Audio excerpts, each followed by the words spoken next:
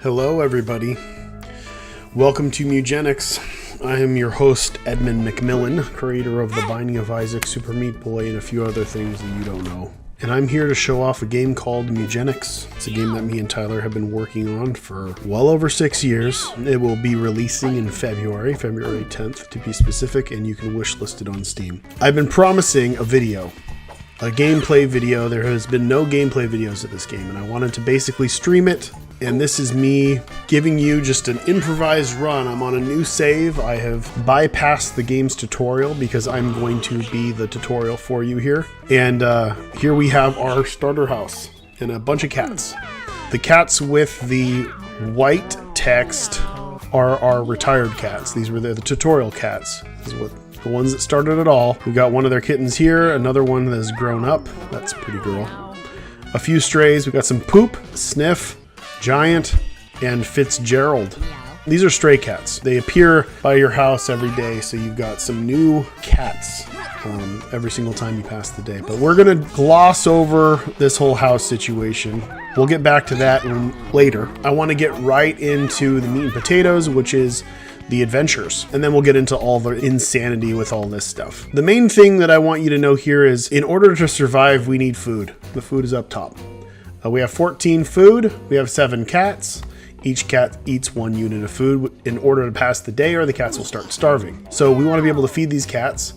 We could pass the day 2 more times and see what else we get, see if they mate, see what strays appear. I'm not going to do that right now. I'm going to go out on an adventure to get more food, items, and money. Because that's what is important to make any kind of progress in this game. So we're going to grab any cats that aren't retired and aren't kittens, which we have 4 of. We'll go Fitzgerald, Pretty Girl, Giant, and the old Sniff. We're going to depart. You can see when we depart, we've got a bunch of class callers. So these are the 4 classes you start with in the game, which is Fighter. It's a melee attacker. We've got a hunter, he's a ranged attacker. We've got a mage, who's also a ranged attacker that has a focus on casting spells. And we've got a tank, who is a melee attacker with some spice that is all about taking damage and absorbing it, not getting killed like this little waif over here. Let me go through the stats real quick for you. We'll use Sniff as an example here. Sniff is a very average cat. You can kind of tell here, the 6 is a little bit green. The 4s are a little bit red.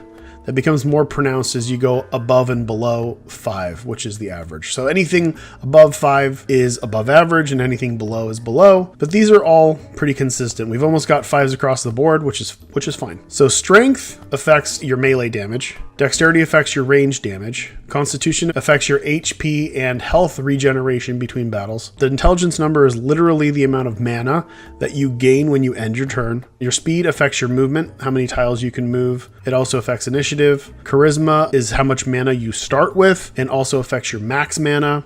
And luck is your luck. Anything with chance, this would affect it. So he has slightly below average luck, so he's a not so lucky cat. Each of the cats has an ability that they're born with. Sniff appropriately has the ability Forbidden Fart. Forbidden Fart costs no mana, that's this little icon here, deals 4 damage, and inflicts poison 4 and knocks back each nearby unit. There will be permanent consequences for casting this spell, only once per turn. You'll see what I mean by permanent consequences. What else we got? We've got Giant. Giant appropriately is the strongest one so far. Also a giant brain. This is a good cat. Its constitution is a little low for somebody with such high strength, but we'll figure this out.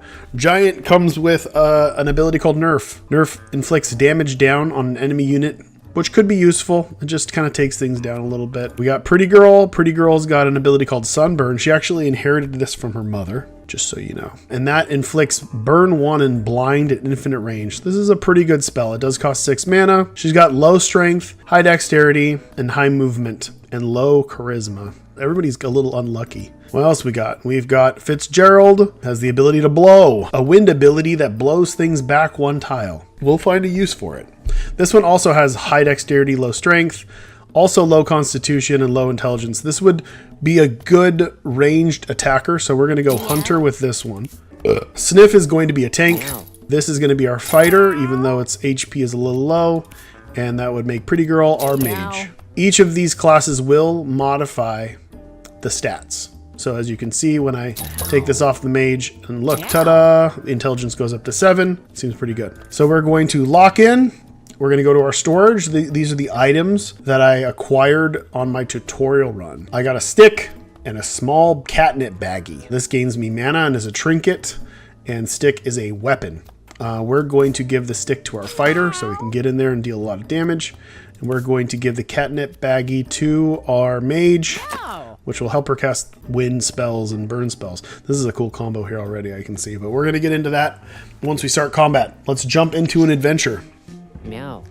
The attuned loafs embark upon an adventure, and he says, I'm fat. The old farter, Sniff. Sniff is our leader, so this is the alley map.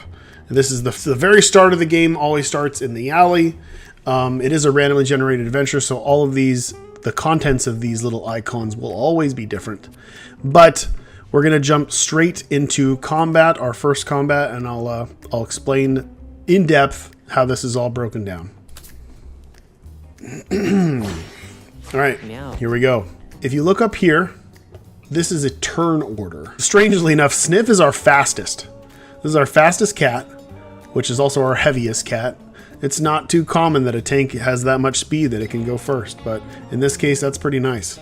So Sniff's first, and then it goes down the line, and they will all take their turns and do their things, and we will help them out. So on a turn, each cat gets 1 movement action, 1 basic attack action, and you can use your spells as many times as you can use them via the mana that you have. And if we look at Sniff, Sniff has a passive ability called Trample. So passive abilities are the strongest abilities that usually your cats get, and you can draft around them. They fit into archetypes, and the archetype here is Trample. Trample means that a cat can move through units or objects that you can damage, and will deal 3 damage to them when they walk over them. That's why there's this little 3 damage icon underneath move. It's usually not there. So if he walks through something, they take 3 damage, which is pretty nice, because if I can get anything that lets him deal contact damage, that'll also add to that. He also has the ability to goad an enemy, which is force an enemy within 5 tiles to move towards you, and then we know Forbidden Fart. Tanks also have this ability called Push Attack. It's their basic attack, and it's kind of this lunge ability. So you can see here that when I mouse over movement, the green area shows where it can move. If I mouse over the attack, it shows my attack range. Now if I go over here and I move out like this, if I click it, it shows both. So I can see exactly where, if I move here, I can attack these different areas here. I can hit all these things. And there's no configuration where I can actually hit something. We're going to tank. We're going to go in enough to attract the attention of these. Maybe we goad. We're going to goad this guy right here. And now he is within attack range. I have a push attack here. Sadly, this deals 5 damage. This thing has 6 life. Now there's a chance, if I'm lucky, which I'm pretty sure I'm not, I could crit. If I crit, he's dead. That would be nice, but I don't think it's going to happen. We'll see. No. So this guy is weakened. He is down to 1. So he still will get his turn, but maybe my mage can take him out before he gets a chance. So we're going to pass the turn. And underneath here, see that? It says end turn, and it shows my intelligence, and it shows how much mana I'm going to gain. So when I end my turn, I'm going to gain 4 mana, which is important. So I'm going to gain the mana. I'm going to pass to the kitten. Now it's time for Pretty Girl to shine. What can she do? Well, she can definitely hit this guy. So we're going to go here, and we're going to shoot the dude, kill him. Now what do we have? Let's look at the passive first, Synthesize. Gain 1 intelligence at the start of each turn. This is a control build where you want to take as many turns as possible because Pretty Girl only gets stronger and more efficient as she goes, which is pretty cool. But I also play aggro, so it's, who knows if this will come into play, but I can definitely play around it. We've also got Wind Slash, which is a wind element spell.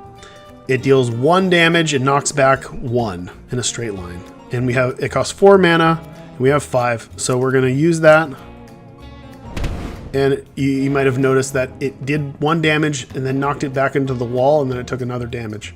So it's 2 damage here. Just for shits and giggles, I'm going to use my catnip baggie to gain mana. Now I can do sunburn on anyone. I'm going to set this guy on fire and blind him.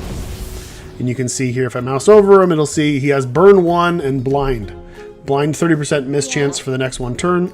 So if he wanders his way, which he can't, but if he was able to wander his way over to one of our cats and hit them, he would have a 30% chance of failing. So we're going to pass the turn and gain 8 mana.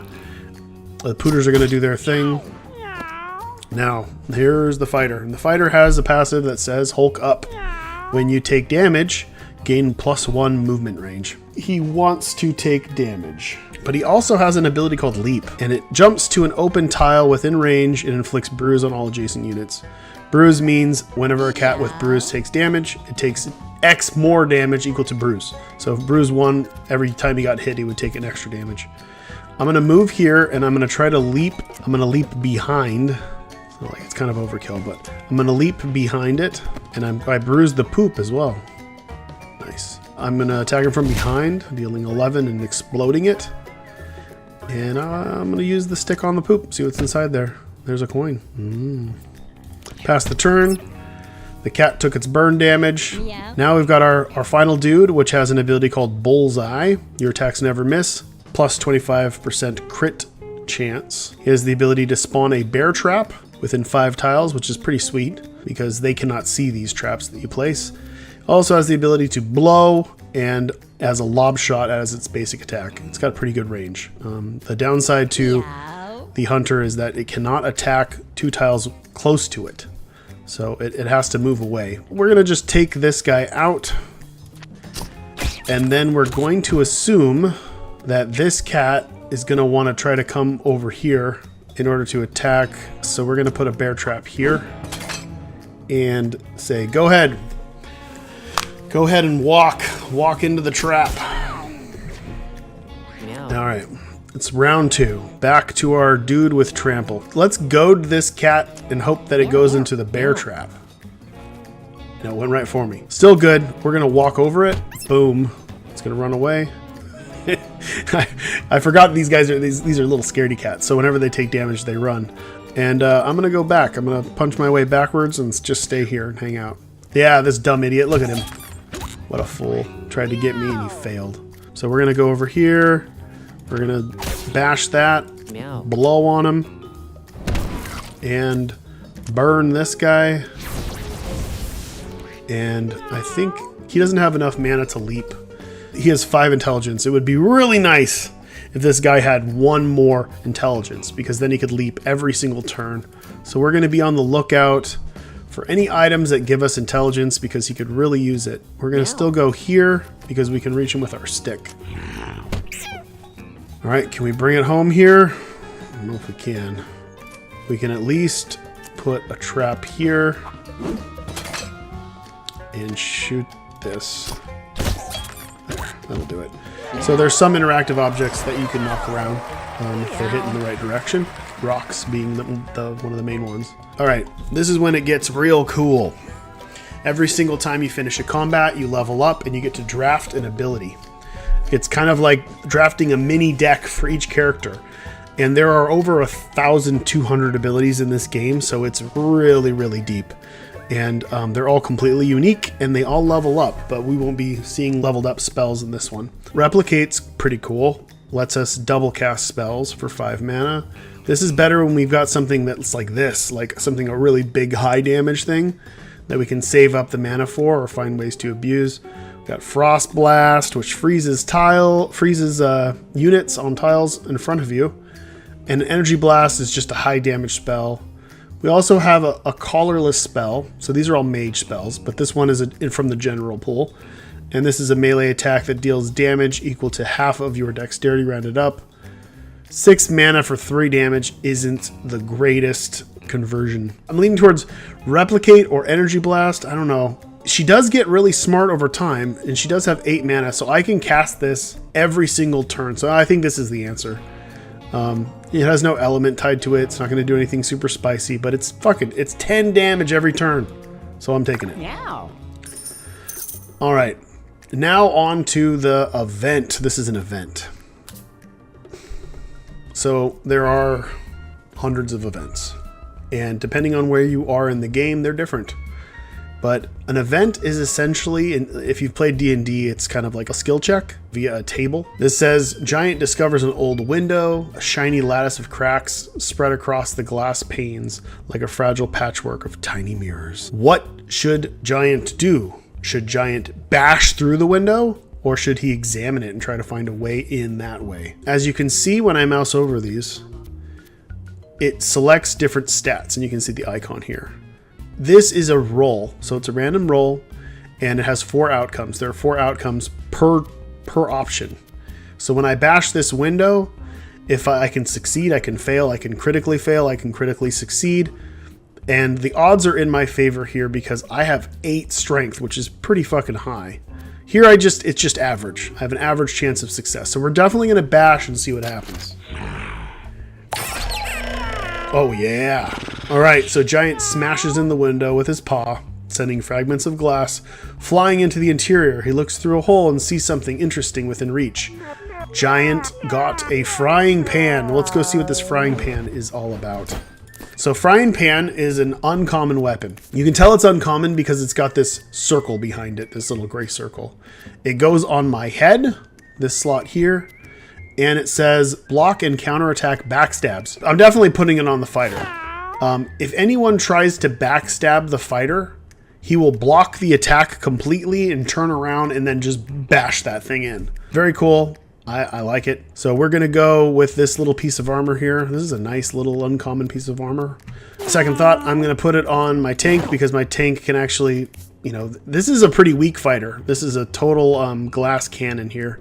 I don't really want him risking the chances of not being hit from behind. I think I can position myself a little bit more with Sniff. So we're going to put it on Sniff and hope it works. All right, we're going into the next combat node.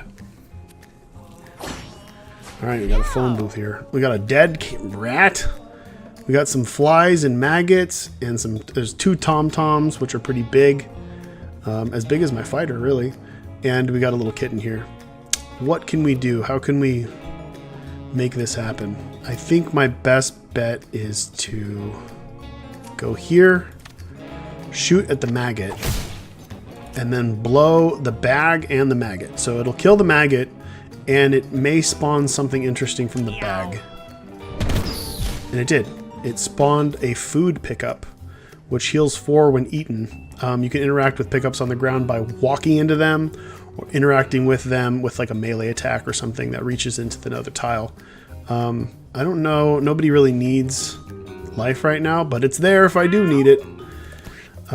These guys are all really slow, which is nice. All my guys get to go first, so I can kind of walk in. I don't want to walk through my guy. Let's see.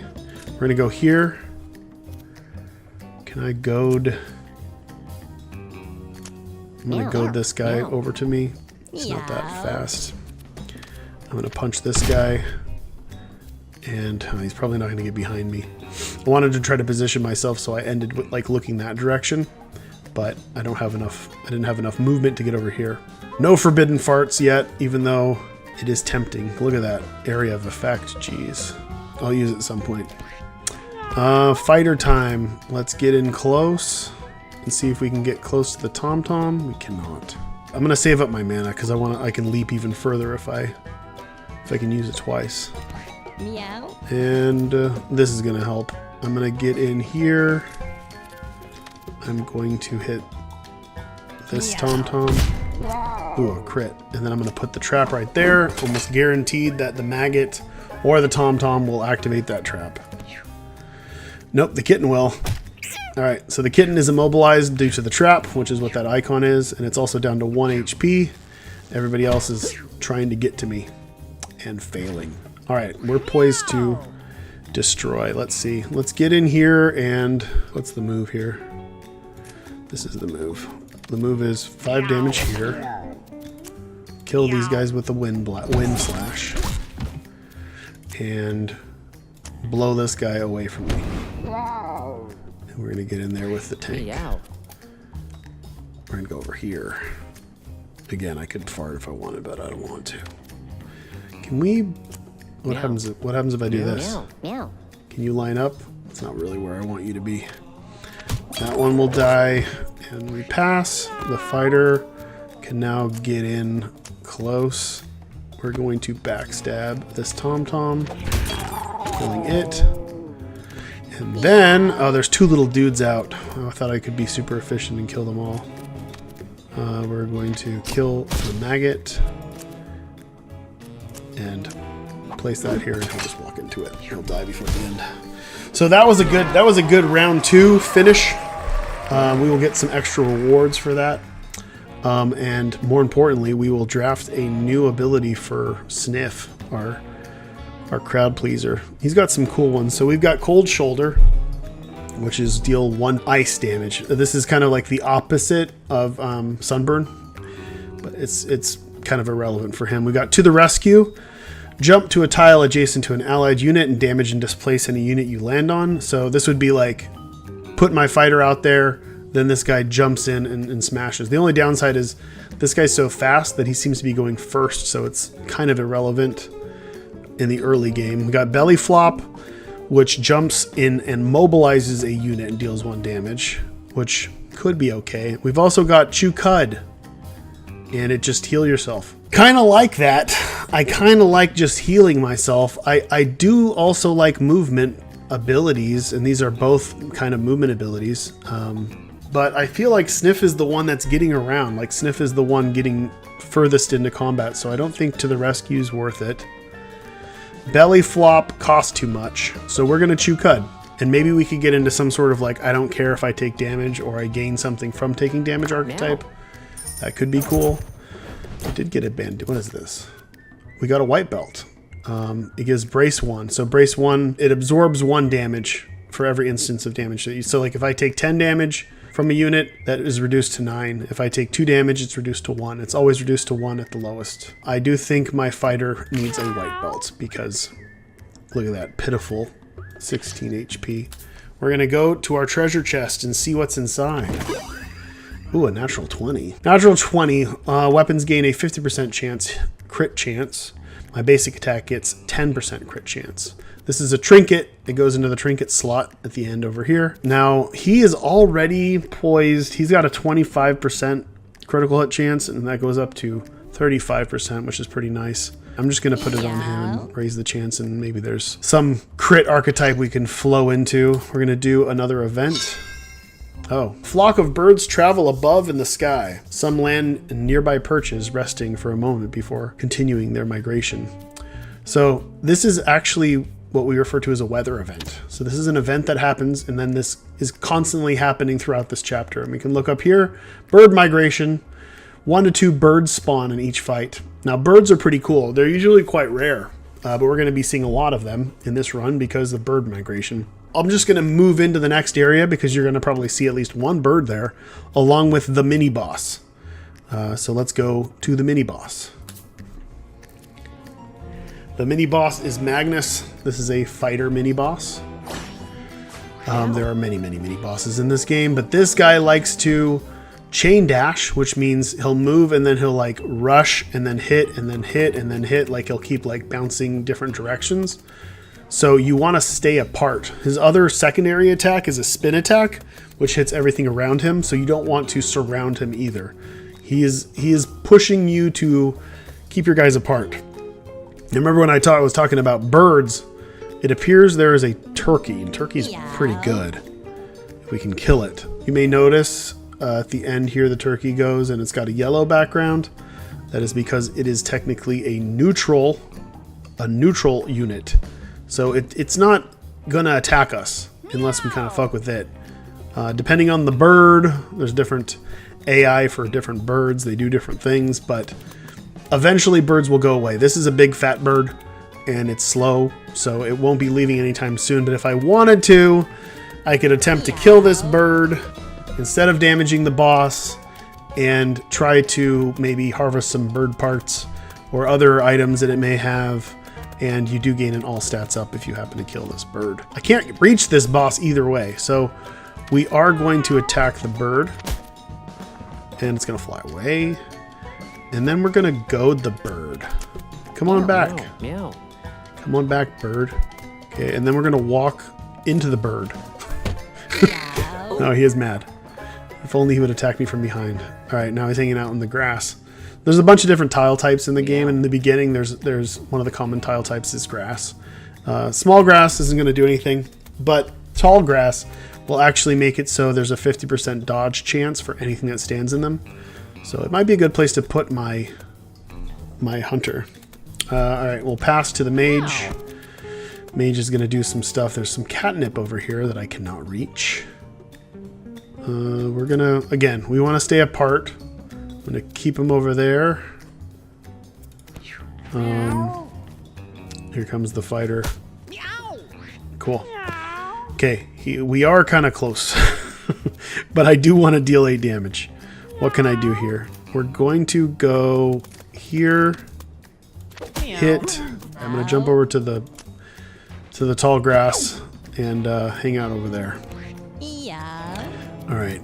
We need to get away from him in order to shoot him. We're going to hide out over here. We're going to shoot him.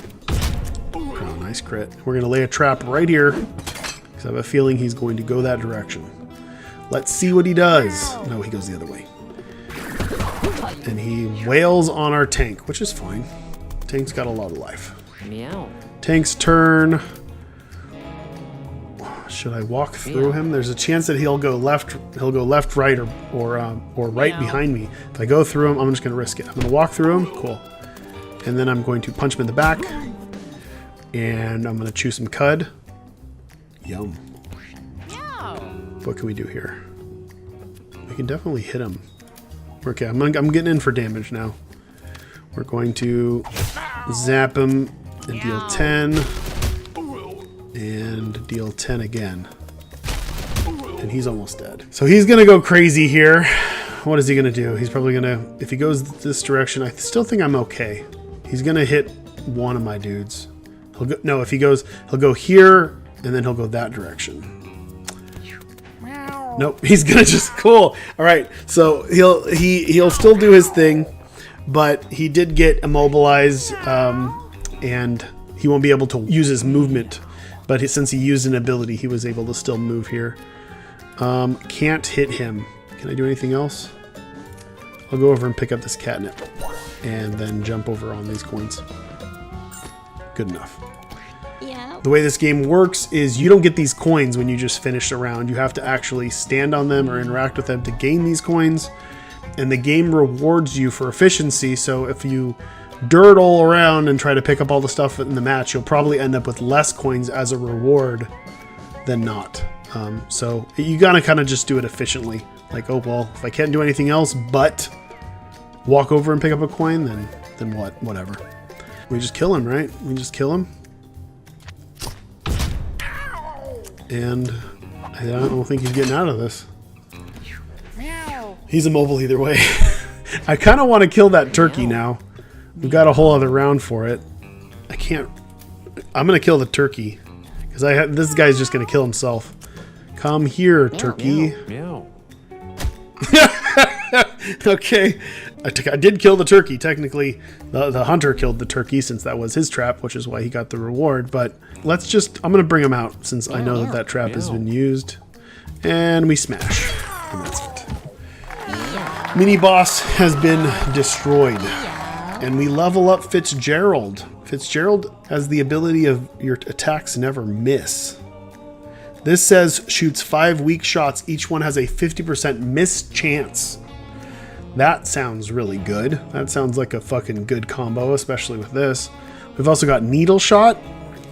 A piercing needle that deals damage and gives thorns. So it's 2 for 1, but also gives thorns. And thorns are whenever a melee unit hits a unit with thorns, it takes that much damage. So if you got like thorns 3, then every unit that hits you in melee combat, it's going to take 3 damage. You also got Snipe, which only shoots exactly 6 tiles away, never misses. Well, already we're already not missing. Then we've got a summon, a ranged summon spell. Toss a spider egg, low damage, inflicts infested, which means that there is a spider that is stuck inside the person, and when the unit dies, their body explodes, and there's a little spider there that will fight for you. We're definitely doing Arrow Flurry. That is so good with this. It's a really nice combo. Yeah. It's a bit pricey, but I think we can get there. What does it look like? Let's see. 8, 4, 6. Every 2 turns we can do this. But if right off the bat we can pass the turn and on the second turn do it, it's a good one. We got another uncommon item. This is a weapon, the Anarchist Cookbook. Sound familiar? Summon 3 to 5 bombs that explode at the end of the round or when destroyed. So it's just full chaos explosions. Who wants that? This is going to be his ripcord. Time to see what happens in this event. A large pile of trash blocks Pretty Girl's way ahead. The large heap is composed of deceased cats. Truly a horrifying sight. It is. Do we loot? Do we bash?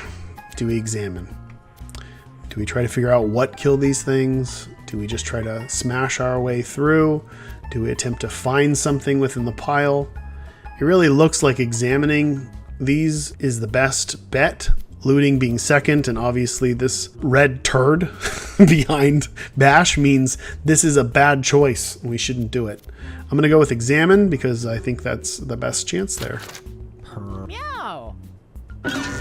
Uh-oh. Trying to get a better look, Pretty Girl climbs onto the pile. Something sharp in one of the bodies cuts her, causing her to bleed. And as you can see here, if we look at Pretty Girl, her life is a little lower. She's bleeding. That will carry into the next combat. She's fine. It's not a problem.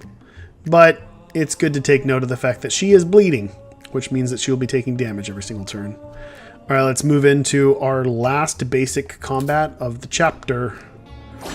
Looks pretty basic. We've got 2 birds. We've got a pigeon and a blackbird. Meow. They're both relatively small. This one's going to fly away real fast if we don't kill it. Wait, we got a chicken too. What the fuck? There's a lot of birds. Whatever, I'm going to do this. Was this a mistake? I'm going to go over here. I probably should have moved in. I got a little too excited. Can I pull anybody else in there? Why'd I do this? Who told me to do this? We're fine. Meow. We've got to get out of this. Here's an idea. Go over here, bombs. Yeah, that'll do it. Now I've got an opening here. Yeah. What are we doing? Okay, we're gonna go over here. We're gonna punch this guy. And we're gonna leap. Meow. Here. Yeah. Now what are you gonna do? You're slow. No. It's fine. We're fine. We're gonna... Yeah, we just fucked everything up, but everything's fine. Because we're killing this chicken. Who would have already gotten blown up by that other thing. We're gonna put the trap in front here. No, of course not. You're still gonna get killed by the bomb. Yeah, get him. Get him. Oh, that could be so good. Okay. We're fine. Everything's fine. By the way, these little rats, they're called charger rats. They try to line up and then dash forward in max range. So they only have 1 movement, so you can usually kind of telegraph where they're going to go. My guys look a little messed up. We're going to go like this. Come over here. We're going to... It's probably not going to work, but we can go to them again. Don't go too far. Yeah. Come back. Meow. Meow. Bastard. You're fucked. Meow. Kill bird. Alright. Cool. We're gonna get some stuff. We killed a chicken and a pigeon. Hunting season. Alright, I don't want to line up with this guy. He's already taken his turn. We'll take him out. Don't worry about it. I'm not worried about it. Okay. We'll sunburn this guy. Oh, get this. You want to see something cool? Hey guys, you know what happens when you blow on a flame? Just enough. You stoke the flames. Let's stoke the flames. We're gonna blow on this rat, and you notice that the flame, the burn just went up. Now he's burning 2. And the turn, take this guy out, get him a little closer, put this down so he doesn't kill this guy. And what do we got here? We're gonna go punch a bag. Punch that bag. It's a crit. Did you get anything? Doesn't look like it. Okay. I want that coin. Meow. Do your... Oh. Ah! Because he's blind! Because he's blind! Or at least he was. Remember when I blinded this thing? Made him have like a 30% miss chance? Yeah. I did that. And now I'm going to blow. Meow. And dead. Okay. Victory. Finally, Giant gets to level up and do some cool stuff here. We've got the ability to poke, which steals 1 damage. This actually does combo with leap. If we can leap on somebody and give them bruise, then poke deals 2 damage to that unit, which is fine. We got big punch, which is just obscene. Melee attack, the spell increases by 2 each time it is cast. So eventually it becomes completely uncastable. But for the first 2 turns, 22 damage is really good. It's hard to pass up. Also got inhale. Blow all units in a straight line towards you. 1 tile. That's also wind, so it does combo with my fire stuff. We've also got step. This is a colorless ability, so it just moves 1 tile for free, only once per turn. It's like having +2 speed permanently. And there are some archetypes where you want to cast lots of spells, so that's always good for a free spell. I'm going to... I mean, it's hard to pass on big punch. I'm going to take poke. Why? Because I'm a fool. Oh, we got some stuff from those birds. What's this? A whistle? Summon a fly, maggot, or flea familiar. Thank you. I will. Who wants this? Somebody gets in battle. What is this one? Lunchbox. This is a trinket. Heal 5 HP.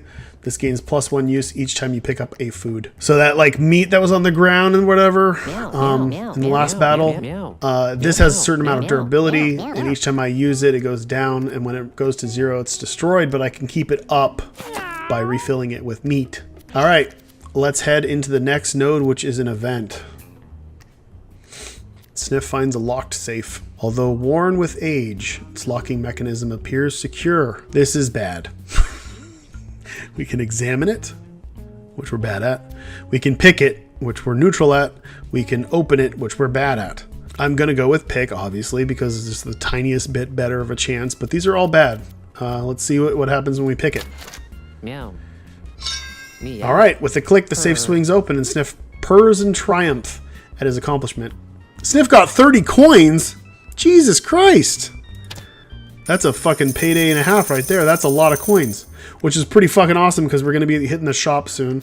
All right, but first, we get another prize. What is this? Seed bombs. It's a weapon that you throw and it makes tall grass. So you can hide out in tall grass. I don't think it's going to be that relevant in this run, but it'd be nice to keep it home at the end. And finally, we've got our shop. Ooh, a wig. That's a good one. Okay, what are you talking about? First, we're going to take a rare candy. That'll level us up. You always want to take rare candy. And you guys get to see the first extra passive level up. This is one of the coolest level ups, level 3. When everybody gets their second passive, this is when the game starts really showing itself to you. We've got Force Field, which is essentially Holy Mantle. At the start, so you get a Holy Shield, which is Holy Mantle, and at the start of every 3rd turn you gain another Holy Shield, which is quite good for a mage because they're usually really weak. We've got Lightning Paws. Your basic attack deals +1 electric damage and has a 10% chance to stun.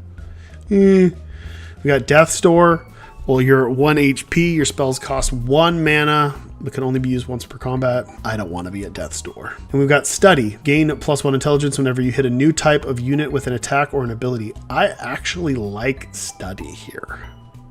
I think even though it is a colorless general spell, I think with the abilities that I have, like Wind Slash, that I could boost myself by 3 or 4 intelligence pretty quick.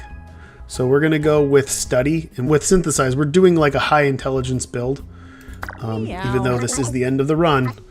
We're also gonna buy the wig and the railroad spikes because we got a shitload of money. Usually you do not have the ability to do that, but since we hit the jackpot and picked that locked, we got all this stuff. So the wig is +2 charisma. This is a time where we can kind of stop and look at some numbers here because this could be really good for us. Is there any cat where we really want to do an ability right off the bat that is too difficult for us to cast? Yes, there we go. So Fitzgerald only has 6 mana in the beginning. And we complained about how, you know, it's not the greatest build for this because this cost 8. If we raise its charisma by 2, that turns into an 8, which means that on turn 0, Fitzgerald can cast Arrow Flurry, which is quite good. I want to be able to do that as soon as possible. And we got Railroad Spikes. It's just a ranged attack. I can use, there's 8 of them, and I will be giving that to my fighter. And we will be going for the final boss of the alley. All right, the Los versus the Radical Rat. So the Radical Rat is always the first boss that you fight in the game. We're still on the rails. Like, even though this feels a little open, we're still pretty much on the rails. We're kind of spoon feeding you bits and pieces here to not completely overwhelm you. And this is the dude you fight, and he's a puzzle boss. So really, you've just got to think about your placement and making sure you maintain his attacks. He's got a little black buddy bird. He tosses bombs that explode at the end of the round.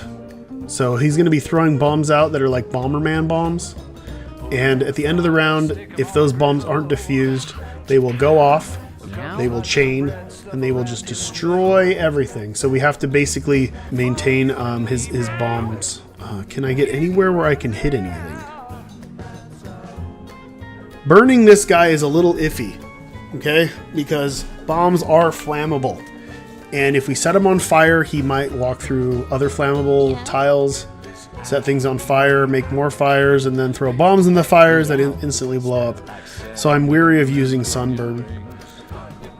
But I also want the bird to die by the end of the round. What I'm trying to do is also study. I'm going to Sunburn this. I studied an animal. So the blackbird is an animal. The Radical Rat is a rat. But there's other things I can study here. But either way, I gain +1 intelligence for studying the bird. And the bird's blind. It's not enough to kill the bird at the end, though. But I still got +1 intelligence, which will be useful. Here comes the bomb. So we got to take care of that bomb. Should I... Okay, I'm going to walk over the bomb. I'm going to use that. Good enough. I'm not going to... I can use the cookbook on him. That would be kind of funny. Wait, maybe he might actually absorb all the damage because he covers himself with a garbage can at the end. Let's see. I'm going to bring this bird over here. Oh no, the bird is lighting stuff on fire. Kill the bird. This is pretty cool. This is the little combat mode. You can strip away all the different things that can get in the way. You can just see what you need to see if you need to see it. The bird was on fire, so when I killed it, it turned into cooked meat. What do I want to do here? I'm gonna summon something. What do I want to summon? I summoned a flea. There's a little flea there. That's my friend. My friend will go and attack the boss. I'm worried about this. I'm worried about this. I'm worried about this fire situation. I think my farts are also flammable, so that could be explosive. Can I get over here? Pick up that. Man, I'm so close. So close. We're gonna get close. We're gonna throw a railroad spike at him. He's gonna don't throw in the fire. So we gotta do something here. All right, we're controlling this guy. Should we suicide into? I'm just gonna use him to. Oh no! Oh no! Oh no! He's on fire. He's gonna blow it up if he attacks. Oh. We're gonna end the turn. Well, I've got Arrow Flurry now. Should I just try to kill him? He's gonna take his turn. If I don't kill this, I'm fucked. I'm gonna move over here. I'm gonna kill the bomb. We're fine. I'm gonna Arrow Flurry the boss, which is always gonna hit. Oh, and look at all those crits. was cool. What is he down to? He's half-life. He's going to hide, and he has got no bombs to explode, so we're good. The fire is dying down a little bit. Actually, no, it spread over to this rock, which had some grass growing under it. Our flea friend's fine. He's on fire, though. Now we're going to get in here. We're going to smash this guy, and we're going to fart. I think it's time for the forbidden fart. I want to show you, mostly I want to show you what the consequences of said fart are. Here's time to fart. Now, as you can see, he actually, I got necrosis. He bounced, because it lobbed him into these objects, which he bounced off of and took a bunch of extra damage. And I acquired a disorder. So the consequences for all of, there's a cycle of forbidden spells that cost no mana, do something really big, but will always yield a disorder. The disorder that I got is necrosis, which gives me +2 strength and +2 constitution, but whenever you take damage, you spawn a piece of yourself, essentially. A piece of your body falls off, and it is poison. It's poison food. And it gives you -1 strength and -1 constitution. So as long as I don't take a shitload of damage, I'm fine. It's actually not bad, you know, because you're this weird blobby decaying zombie thing. I will chew my cud, though. I'll do it a few times. Do I want to blow everything up? I've already farted. So at this point, I think I can kill this dude on this turn, so I'm not going to worry about the bombs. We're just going to blast. Oh, I studied the rat. I'm even smarter. I'm going to go eat this food and shoot him again. It's a crit, and it's done. So that's the Radical Rat, and that's the end of the adventure. We're going to draft one more ability. This is cool. You guys won't see it because these cats are coming back and they're going to retire, but rubber arrows, quiver, Might of the Meek. These are all cool. I'm going to take quiver, which lets me to save unused basic attacks for future turns, because if you've noticed, I usually can't reach something right off the bat, so I usually forego using my basic attack, and this will allow me to at least, you know, stock it up. Maybe I can find other ways in the future, but we're going to head... I'll check all this stuff out when I get back to the house, and we're going to head back, and we're going to return home. All right. I unlocked the sewers, which is the next chapter in the sequence. There are 3 chapters per run, and there are many different chapters in this game and branching paths. But in the next run, next month, I will venture into the sewers with you. But for now, I need to put some stuff away because this is my storage, and I've been hunting birds. So I've got a shitload of items that I can't even fit. So we have to judge this real quick. Easiest way would be to look at the icons. These are all common, so they're not going to be as good. I don't need the railroad spikes. I don't actually want the seed bombs. I do want a crucifix. The crucifix gives me holy shield. Used glasses is part of a set. If you can find all 3 parts of the set, you get a pretty good crazy bonus when you're wearing it all. But the large catnip baggie I think will do more work for me, so I'm going to take that, throw the rest away, and bring my cats inside the house so they don't starve. Now, you can see up here, I've got 34 units of food. I could hold 100. I have 7 cats, so when I pass the day, they will eat 7 of those. I've also got 45 bucks, which is relevant later once I unlock a bunch of stuff here. I'm going to end the day and see what happens. All right. Odie and Dr. Jerry mated, but I believe they're related, so that could be problematic. Anything else? All right, Giant got together with Pretty Girl. They've bonded over their experience. They had twins.